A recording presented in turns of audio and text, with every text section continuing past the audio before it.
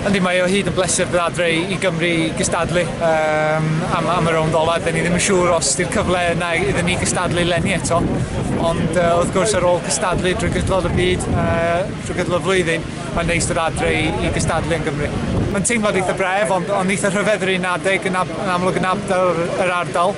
Ac yn amlwg mae'n anodd gwrando ar y cyd-yrr yr adegau rhwng y cymalau, ond wrth gwrs pan dyn ni mewn i'r cymalau mae lawr i busnes fel arfer. Mae'r car yma, Fiesta WRC, yn amlwg yn cael ei seilio ar Ford Fiesta arferol o'r showroom, ond wrth gwrs mae lot o waith yn mynd mewn i newid y car. Mae'n cael ei newid i four drive, lot fwy o suspension travel, a wrth gwrs lot o bethau ar gyfer diogelwch hefyd wedyn. Mae lot o waith i fynd o newid y car, o beth ydych chi'n brynu yn y showroom i beth ydych chi'n weld yn ôl. Yndi, mae'r bobl yma o hyd yn ofnadwy o fyddedig am y rali ac yn edrych ymlaen, a dim bwys beth i'r tywydd. Dyn ni o hyd yn cael cefnogaeth enfawr yma, ac wrth gwrs yn edrych ymlaen a gobeithio fedrwn ni fod yn rhan o'n efo leni.